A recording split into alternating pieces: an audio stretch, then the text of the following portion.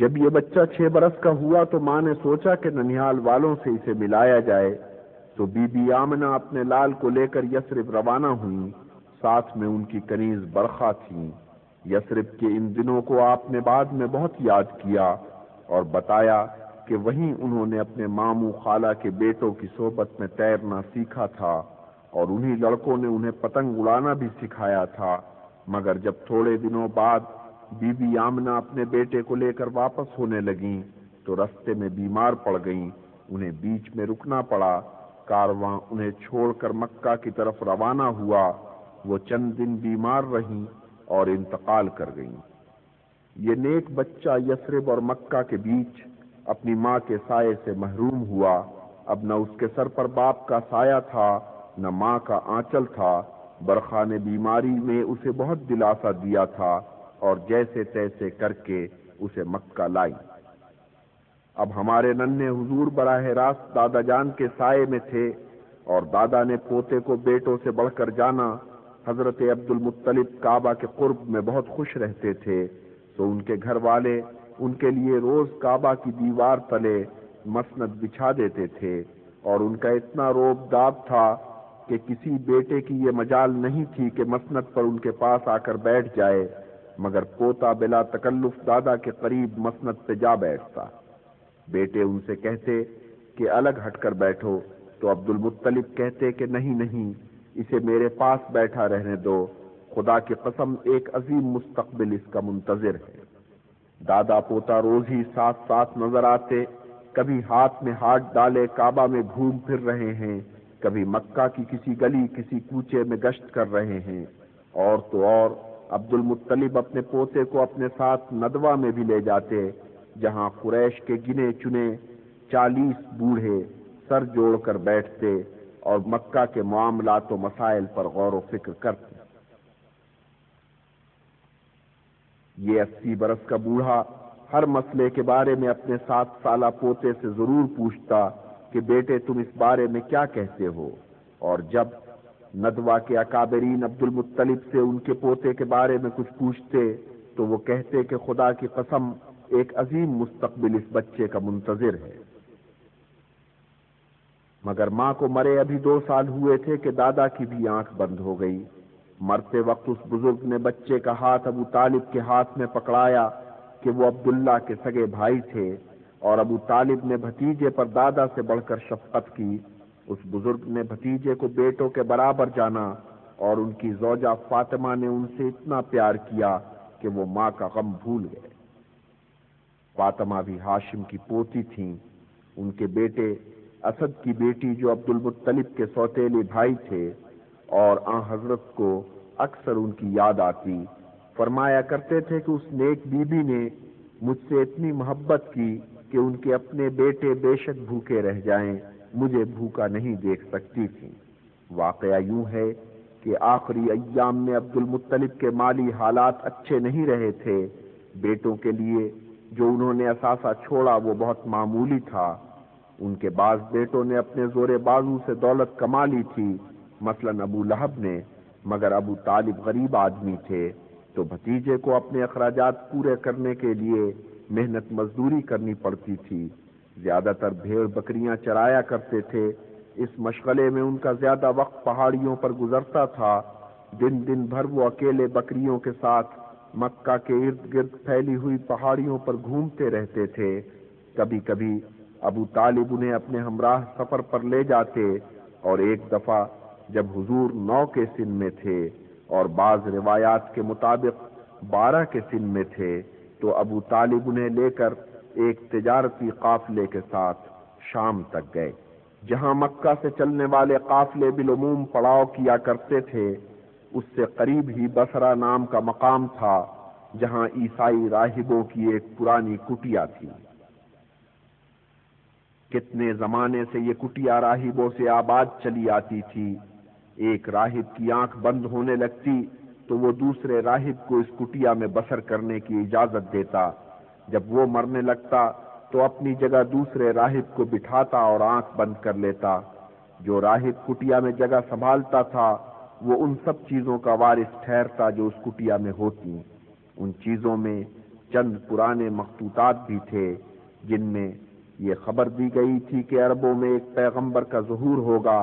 ان دنوں بحیرہ نامی راہب یہاں بسر کرتا تھا اور وہ ان مخطوطات میں بہت درک رکھتا تھا۔ بحیرہ راہب ویسے تو برسوں سے عرب قافلوں کو دیکھتا چلا آ رہا تھا، اس کی کٹیا کے قریب ہی سے تو قافلے گزرتے تھے، مگر اب کے جو قافلہ آیا اس کے سلسلے میں اس نے ایک عجیب مشاہدہ کیا۔ کیا دیکھا کہ ایک بدلی قافلے پر سایہ کرتی چل رہی ہے۔ پھر جب وہ قافلہ رکا تو اس نے دیکھا کہ وہ بادل کا ٹکڑا بھی عین ان کے سروں پر آ کر ٹھہر گیا ہے، اور ساتھ ہی یہ دیکھا کہ جس درخت کے سائے میں اس قافلے نے پڑاؤ کیا ہے اس کی شاخیں بھی ان کے سروں پر جھک آئی ہیں۔ بحیرہ یہ عالم دیکھ کر سوچ میں پڑ گیا۔ اس کے علم میں یہ بات تھی کہ کوئی بڑی روحانی شخصیت ہو تب ہی ایسے آثار پیدا ہوتے۔ اس عالم حیرت میں اسے ظہور کرنے والے پیغمبر کا خیال آیا اور اس نے حیران ہو کر سوچا کہ کیا واقعی جس پیغمبر کا عربوں میں ظہور ہونا تھا اس کا ظہور ہو گیا ہے۔ اس خیال کے ساتھ وہ چونک پڑا۔ اس نے فوراً پیغام بھجوایا کہ اے اہل قریش، مجھے ایک وقت اپنی میزبانی کا شرف بخشو، فقیر کی کٹیا میں تشریف لاؤ اور ما حضر تناول کرو۔ اہل قافلہ بحیرہ کی کٹیا پر پہنچے، مگر چلتے وقت وہ حضور کو اونٹوں اور ساز و سامان کی نگہبانی کے لیے چھوڑ گئے، مگر بحیرہ نے مہمانوں میں سے ایک ایک کی صورت غور سے دیکھی۔ اسے کسی چہرے پر وہ علامات نظر نہ آئیں جو مخطوطے میں پیغمبر کے سلسلے میں درج تھیں۔ وہ سوچ میں پڑ گیا، پھر بولا کہ اے اہل قریش، میں نے پورے قافلے کو دعوت بھجوائی تھی، تم میں سے کوئی پیچھے تو نہیں رہ گیا ہے؟ اہل قافلہ نے جواب دیا کہ اے بزرگ، ہم سب تیری خدمت میں حاضر ہوئے ہیں، ہاں ایک لڑکے کو پیچھے چھوڑ آئے ہیں۔ تب راہب نے کہا کہ عزیز و کمسنوں کے ساتھ ایسا سلوک روا نہیں ہے، اسے بھی یہاں لے کر آؤ۔ اس پر ابو طالب اور سب اہل قافلہ شرمندہ ہوئے۔ ابو طالب واپس گئے اور بھتیجے کو لے کر آئے۔ راہب نے اس لڑکے پر ایک نظر ڈالی اور چونک پڑا۔ پھر کھانے کے دوران وہ اسے مستقل تکتا رہا۔ مخطوطے میں جو جو علامات پیغمبر کی بتائی گئی تھیں وہ سب وہاں موجود تھیں۔ جب مہمان کھانا کھا چکے تو راہب اپنی جگہ سے اٹھا اور اپنے کم سن مہمان کے پاس جا بیٹھا۔ اس نے بڑی شفقت اور شائستگی سے مہمان سے طرح طرح کے سوال کیے اور کم سن مہمان نے کمال برجستگی سے ہر سوال کا جواب دیا۔ آخر میں راہب نے کہا، اے صاحبزادے، کیا یہ ممکن ہے کہ میں تیری پشت کو ایک نظر دیکھ لوں؟ معصوم صفت صاحبزادے نے بے تکلف اپنی پشت برہنہ کر دی۔ راہب نے پشت کا جائزہ لیا، دیکھا کہ پشت مبارک پر دونوں شانوں کے بیچ بالکل ویسا ہی نشان ہے جیسا کہ مخطوطے میں بیان کیا گیا تھا۔ اس نشان کو مہر نبوت بتایا گیا تھا۔ راہب کو اب یقین کامل ہو گیا کہ یہی وہ عرب ہے جسے پیغمبری کا رتبہ ملنے والا ہے۔ راہب نے ابو طالب کی طرف رخ کیا اور کہا کہ اے عزیز، اس نوجوان سے تیرا کیا رشتہ ہے؟ اے راہب، یہ میرا فرزند ہے۔ فرزند؟ نہیں، ہرگز نہیں، اس نوجوان کے باپ کو اس وقت زندہ نہیں ہونا چاہیے۔ تب ابو طالب نے اپنے بیان کی تصحیح کی، اے راہب، واقعہ یہ ہے کہ یہ لڑکا میرے بھائی کا فرزند ہے۔ اور تیرا بھائی کہاں ہے؟ میرا بھائی تو انہی دنوں میں جب ابھی یہ بچہ پیٹ میں تھا اللہ کو پیارا ہو گیا۔ تب راہب یوں گویا ہوا کہ اے ابو طالب، اپنے بھتیجے کو یہودیوں سے بچا کے رکھ۔ خداوند کی سوگند، اگر انہیں وہ معلوم ہے جو مجھے معلوم ہے تو پھر وہ اس کی جان کے دشمن ہو جائیں گے۔ اے ابو طالب، جان کہ تیرے مرحوم بھائی کے فرزند کی نسبت سے عظیم واقعات ظہور میں آنے والے ہیں۔ ابو طالب بھتیجے کو لے کر شام کے سفر سے واپس ہو چکے تھے، اور اب پھر ہمارے حضور کا وہی طور ٹھہرا تھا کہ بھیڑ بکریوں کے گلبان بن کر مکہ کے نواح میں پھیلی ہوئی پہاڑیوں میں گھوم رہے ہیں۔ دور دور تک آدمین آدم زاد، زمین و آسمان کے بیچ ایک اکیلا نوجوان، خیالوں میں غرق، مظاہر فطرت کے مشاہدے میں گم۔ مگر اب چچا تایوں کو خیال آیا کہ ان کے یتیم بھتیجے کو فن حرب و ضرب سے ناآشنا نہیں رہنا چاہیے، تو جیسے عباس اور حمزہ نے یہ تربیت حاصل کی، اسی طرح اس نوجوان کو بھی تربیت ملنی چاہیے۔ حمزہ تو خیر بہت تنومند جوان تھے، شمشیر زنی میں طاق تھے، پہلوانی میں مشاق تھے۔ ہمارے حضور درمیانہ قد و قامت کے نوجوان تھے، تندرست و توانا، تیر اندازی کی طرف میلان زیادہ تھا، اپنے عظیم اجداد ابراہیم اور اسماعیل کی مانند ایک منجھے ہوئے تیر انداز والے تیور رکھتے تھے۔ ان کی نظر بہت تیز تھی، اور تیر انداز کے پاس تیز نظر ہو تو سبحان اللہ۔ ویسے تو اہل قریش اس زمانے میں کسی قبیلے سے برسر پیکار نہیں تھے، بس خام خواہ ایک قضیے میں الجھ گئے، اور اس کی وجہ سے وہ جنگ شروع ہوئی جسے حرب الفجار کہتے ہیں۔ ہوا یوں کہ براز بن قیس کنانی نے نجد کے حوازنی قبائل کے ایک فرزند کو دھوکے سے قتل کر ڈالا۔ اس کے بعد وہی ہوا جو صحرائی روایت میں ایسے واقعے کے رد عمل میں ہوا کرتا ہے۔ مقتول کے قبیلے کی غیرت کا تقاضا یہ تھا کہ انتقام لیا جائے، سو اس قبیلے نے کنانیوں پر چڑھائی کر دی۔ اہل قریش نے کنانیوں کا ساتھ دیا اور جنگ میں الجھ گئے۔ یہ جنگ 3-4 سال تک چلتی رہی، مگر جسے لڑائی کہتے ہیں وہ تو بس 5 دن ہوئی۔ بنی ہاشم کے سربراہ ان دنوں زبیر تھے، وہ بھی ابو طالب کی طرح عبداللہ کے سگے بھائی تھے۔ زبیر اور ابو طالب اپنے بھتیجے کو بھی محاذ جنگ پر لے گئے، مگر انہوں نے کہا کہ ہمارا بھتیجا ابھی کم سن ہے، اسے میدان جنگ میں لڑنے کے لیے بھیجنا مناسب بات نہیں ہے۔ ہاں، دوسری جنگی خدمات انجام دے سکتا ہے۔ تو ہمارے حضور نے اس معرکے میں جو خدمت انجام دی وہ یہ تھی کہ دشمن کی طرف سے جو تیر آتے تھے اور خطا ہو جاتے تھے وہ اٹھاتے اور تایوں تک پہنچا دیتے، پھر وہ ان کے استعمال میں آتے۔ لیکن اس کے بعد جو لڑائیوں کا سلسلہ شروع ہوا تو ایک لڑائی میں ہمارے حضور نے جنگ میں واقعی حصہ لیا۔ انہوں نے اپنی تیر اندازی کے جوہر دکھائے اور بزرگوں سے داد پائی۔ اس جنگ کا ایک نتیجہ یہ نکلا کہ اہل قریش کو اپنا صحرائی قانون ناقص اور ناکافی نظر آنے لگا۔ ویسے تو کتنے ہی اکابر قریش شام کا سفر کر چکے تھے، اور وہاں انہوں نے دیکھا تھا کہ وہاں سلطنت روما کا قانون کس طرح کار فرما ہے اور کس طرح وہ عدل و انصاف کا ضامن ہے، مگر انہیں اپنے قانون کے نقائص کا احساس اب جا کر ہوا۔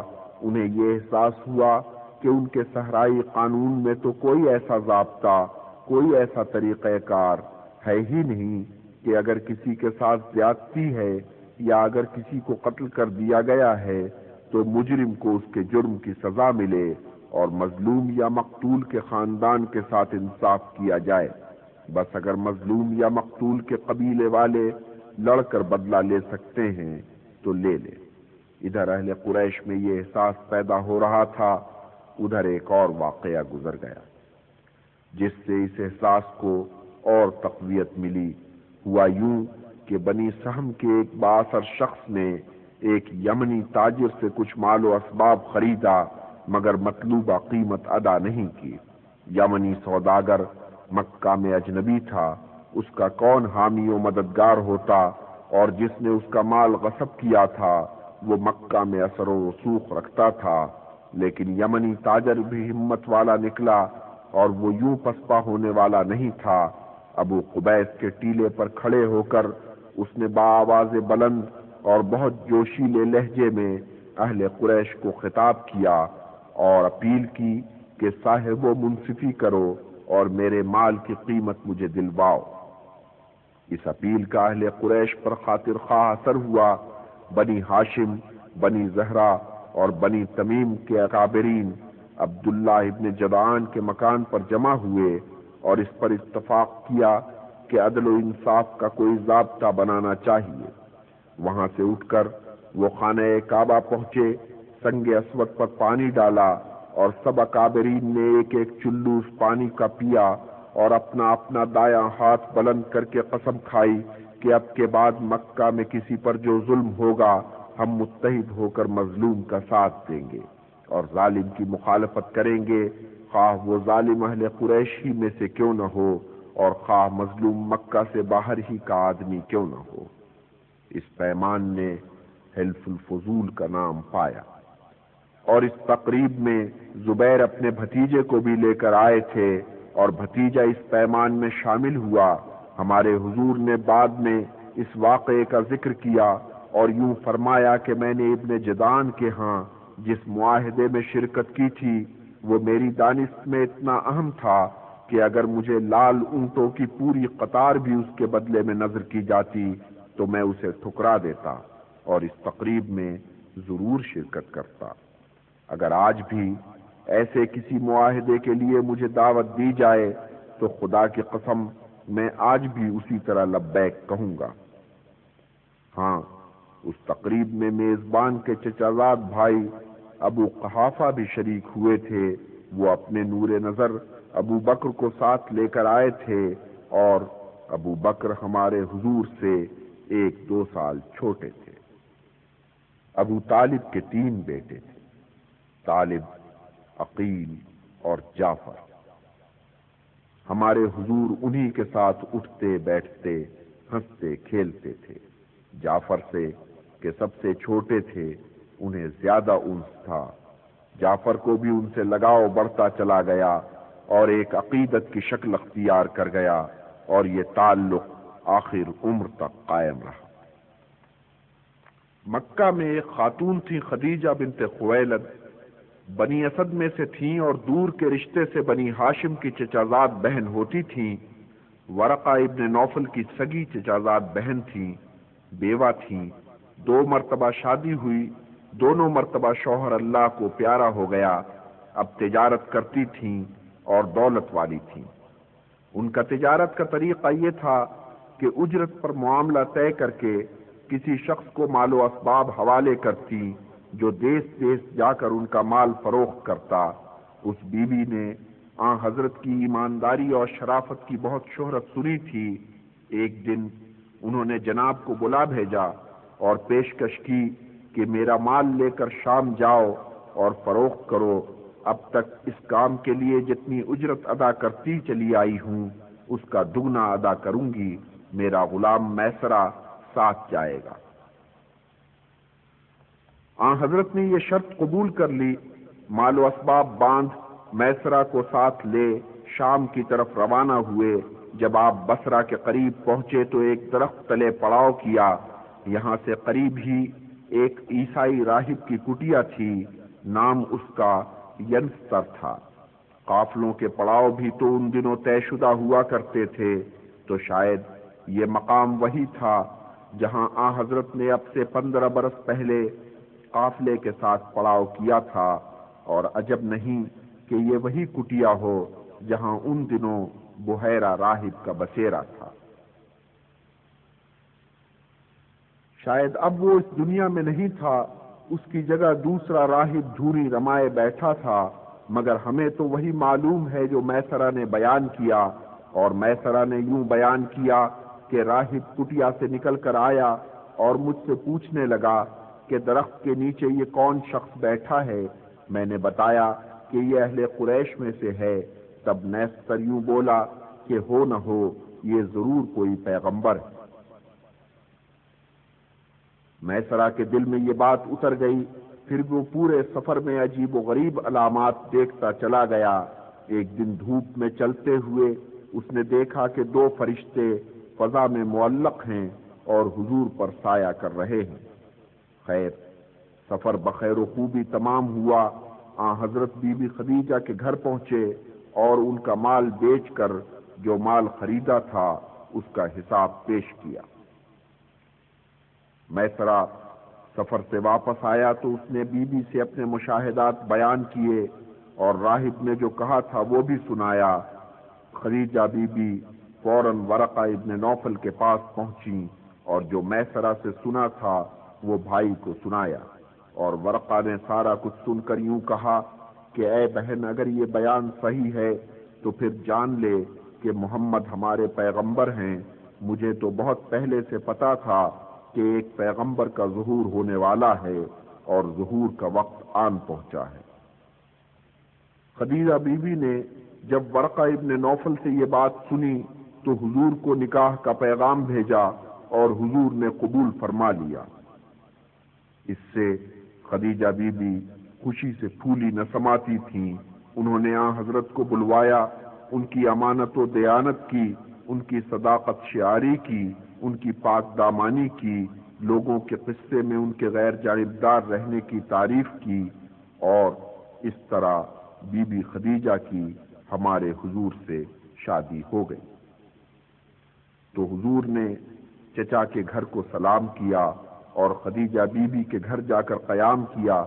خدیجہ بی بی کے گھر کو کہ کب سے خانہ ویرا بنا ہوا تھا 4 چاند لگ گئے، اور بی بی خدیجہ آن حضرت کی رفیقہ حیات بھی تھیں، دوست بھی تھیں، ان کے خوابوں اور عزائم میں شریک بھی تھیں۔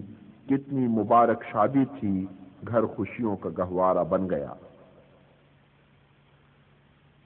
لیکن جہاں سکھ ہوتا ہے وہاں دکھ بھی ہوتے ہیں۔ شادی اور غمی کا دنیا میں ہمیشہ سے ساتھ چلا آتا ہے۔ اس شادی کے بعد بی بی خدیجہ کے ہاں 6 بچے پیدا ہوئے، 4 لڑکے 2 لڑکیاں۔ پہلا بچہ تو بیٹا ہی تھا، قاسم نام رکھا گیا، اور اسی نسبت سے آن حضرت کا نام ابو القاسم پڑ گیا۔ لیکن دوسری سالگرہ کے آتے آتے بچہ سدھار گیا اور بی بی خدیجہ کی گود خالی ہو گئی۔ اس کے بعد بیٹی پیدا ہوئی جس کا نام زینب رکھا گیا۔ زینب کے بعد رقیہ، رقیہ کے بعد ام کلثوم، ام کلثوم کے بعد فاطمہ۔ ان بہنوں کے بعد پھر ایک بھائی پیدا ہوا، مگر جلد ہی اللہ کو پیارا ہو گیا۔ جس دن یہ مبارک شادی ہوئی اس دن آن حضرت نے اپنی وفادار کنیز برخا کو آزاد کر دیا، اور اسی دن شادی کی خوشی میں بی بی خدیجہ نے اپنے 15 سالہ غلام زید کو آن حضرت کی نذر کیا، اور زید اب تک غلام تھا مگر حسب نسب والا تھا۔ باپ کی طرف سے وہ بنی کلب سے تعلق رکھتا تھا جو بڑے قبیلوں میں شمار ہوتا تھا۔ ماں کی طرف سے اس کا تعلق تائی قبیلے سے تھا، وہی قبیلہ جس نے حاتم جیسے مرد سخی کو جنم دیا تھا۔ مگر اس نوجوان کی بدقسمتی کہ وہ قزاقوں کے ایک گروہ کے ہاتھ آ گیا، اور انہوں نے عکاظ کے میلے میں آ کر اس کی بولی لگا دی۔ بی بی خدیجہ نے اسے خرید لیا۔ اس کا آتا پتہ اس کے باپ کو اس وقت معلوم ہوا جب وہ آن حضرت کی خدمت میں رہ کر ان کا گرویدہ ہو چکا تھا۔ تو جب اس کا باپ اور چچا اسے لینے کے لیے آئے تو اس نے صاف جواب دے دیا، کہا کہ اب تو حضور ہی میرے مائی باپ ہیں۔ یہ سن کر باپ نے اسے ملامت کی کہ اے میرے بدبخت بیٹے، تو نے آزادی کو چھوڑ کر غلامی کو اپنے لیے چن لیا۔ آن حضرت نے زید کے باپ کا یہ کلام سنا اور کہا کہ اے عزیز، تو میرے ساتھ خانہ کعبہ میں چل، اور خانہ کعبہ میں پہنچ کر اعلان کیا کہ اے لوگوں جو یہاں موجود ہو، گواہ رہنا کہ زید میرا فرزند ہے، میں اس کا وارث ہوں اور وہ میرا وارث ہے۔ اور اس دن کے بعد سے زید بنی ہاشم کا نیا فرزند ٹھہرا، اور لوگوں نے اسے زید بن محمد کہنا شروع کر دیا۔ برخا نے آزاد ہونے کے بعد یثرب کے ایک نوجوان سے شادی کر لی اور جلد ہی ایک بیٹے کی ماں بن گئی۔ اس کا نام ایمن رکھا گیا، اور اسی نسبت سے برخا اب ام ایمن کہلانے لگی۔ بی بی خدیجہ کے گھر میں سب سے زیادہ آنا جانا بی بی صفیہ کا تھا۔ بی بی صفیہ آن حضرت کی سب سے کم عمر پھوپھی تھیں، خود آن حضرت سے بھی چھوٹی تھیں۔ وہ آتی تو ساتھ میں ان کا ننھا بیٹا زبیر بھی آتا، جس کا نام انہوں نے اپنے بڑے بھائی زبیر کے نام پر رکھا تھا۔ تو زبیر اس گھر کے افراد کے ساتھ خوب گھل مل گئے۔ سلمہ کا بھی اس گھر میں بہت آنا جانا تھا، بلکہ وہ تو اس گھر کی فرد سی بن گئی تھی۔ کبھی کبھی حلیمہ بی بھی آ جایا کرتی تھیں اور بی بی خدیجہ ان کی بہت امداد کرتی تھیں۔ ایک مرتبہ ایسے عالم میں آئیں کہ قحط نے ان کے گلے کو تباہ و برباد کر دیا تھا، اور بی بی خدیجہ نے انہیں 40 بھیڑیں اور 1 اونٹ دے کر رخصت کیا، اور اسی قحط کی بدولت آن حضرت کے گھر میں ایک نئے فرد کا اضافہ ہوا۔ بات یہ تھی کہ ابو طالب کثیر العیال آدمی تھے اور مقدرت اتنی نہیں تھی، پریشان رہتے تھے۔ اب جو قحط پڑا تو ان کی پریشانی میں اور اضافہ ہو گیا۔ حضرت نے ان کے حالات کو دیکھ کر ایک تجویز سوچی۔ یہ تجویز لے کر وہ اپنے چچا عباس کے پاس گئے۔ عباس صاحب حیثیت آدمی تھے اور حضرت کے ساتھ ان کا خلوص تھا، آخر ساتھ ہی پلے بڑے تھے۔ عباس کی زوجہ ام الفضل سے بھی انہیں قرب حاصل تھا، یہ چچی انہیں بہت عزیز رکھتی تھیں۔ آپ نے چچا اور چچی کے سامنے اپنی تجویز پیش کی، کہا کہ ہمارے چچا ابو طالب کے مالی حالات کچھ اچھے نہیں اور اولاد کا بار ان پر بہت ہے، کیا مذائقہ ہے کہ ہم ان کے حالات کے بہتر ہونے تک ان کے ایک ایک بیٹے کو اپنی کفالت میں لے لیں۔ چچا چچی رضامند ہو گئے۔ پھر حضرت اور عباس مل کر ابو طالب کے پاس گئے اور اپنی تجویز ان کے سامنے رکھی۔ ابو طالب بولے کہ چشم ماں روشن دل ماں شاد، بچے تمہارے ہی ہیں، مگر طالب اور عقیل کو میرے پاس چھوڑ دو۔ سو عباس نے جعفر کو اپنی کفالت میں لے لیا، اور اب طالب، عقیل اور جعفر کے بعد ایک بیٹا اور اس گھر میں پیدا ہو گیا تھا، اس کا نام علی تھا۔ یہ بچہ فاطمہ بنت اسد کے بطن سے تھا اور طالب سے کوئی 10 سال چھوٹا تھا۔ حضرت نے چچا کے اس ننھے صاحبزادے کو اپنے سائے میں لے لیا، اور انہی دنوں خدیجہ بی بی کے دوسرا لڑکا پیدا ہوا جس کا نام عبداللہ رکھا گیا، مگر عبداللہ قاسم کی عمر تک بھی نہ پہنچ پایا۔ ادھر اس نے آنکھ کھولی، ادھر اس کی آنکھ بند ہو گئی۔ علی نے اس گھر میں آ کر اس بچے کی جگہ لے لی۔ حضرت اور بی بی خدیجہ نے پھر انہیں بیٹا سمجھ کر پالا۔ اس وقت جب علی اس گھر میں آئے ہیں، حضرت 35 کے سن میں تھے، اور یہی وہ وقت تھا جب اہل قریش نے خانہ کعبہ کو پھر سے تعمیر کرنے کا ارادہ کیا۔ اس وقت خانہ کعبہ کی صورت یہ تھی کہ دیواریں قد آدم سے ذرا نکلتی ہوئی، چھت ندارد، یعنی اگر خانہ کعبہ مقفل بھی ہو تو بھی آدمی دیوار پھلانگ کر اس میں داخل ہو سکتا تھا۔ انہی دنوں وہاں ایک چوری بھی ہو چکی تھی۔ کسی نے دیوار پھلانگی، الماری کا تالا توڑا اور قیمتی اشیاء چرا کر لے گیا۔ تب اہل قریش کو خیال آیا کہ کعبہ کی دیواریں پختہ اور اونچی بنائی جائیں اور چھت پاٹی جائے۔ اتفاق سے اس وقت لکڑی بھی جو چھت کے لیے درکار تھی مہیا تھی، اور ایک تجربہ کار بڑھئی بھی موجود تھا۔ ایک یونانی سوداگر کا جہاز حادثے کا شکار ہو کر جدہ کی بندرگاہ سے آن لگا تھا اور شکستہ حالت میں بیکار کھڑا تھا۔ اس سے شہتیر برآمد کر لیے گئے، مگر لوگوں پر خانہ کعبہ کا اتنا روب اور اتنی ہیبت تھی کہ وہ اس کی عمارت کو ہاتھ لگاتے ہوئے ڈرتے تھے۔ وہ یہ دیکھ کر اور ڈر گئے کہ روز صبح کو ایک لمبا سانپ اندر سے نکلتا ہے اور کعبے کی دیوار کے قریب آ کر دھوپ سینکتا ہے۔ اگر کوئی اس کے قریب جائے تو پھن پھیلا کر لہرانے لگتا ہے اور پھنکارے مارتا ہے، مگر خدا کا کرنا ایسا ہوا کہ ایک دن ایک عقاب اس پر جھپٹا اور اسے چونچ میں دبا کر اڑا لے گیا۔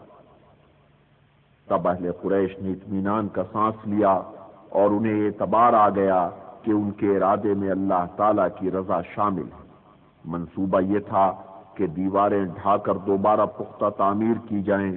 پہلا شخص جس نے کعبہ کی دیوار توڑ کر پتھر سرکایا ابو وہب تھا، حضرت کی دادی فاطمہ کا بھائی۔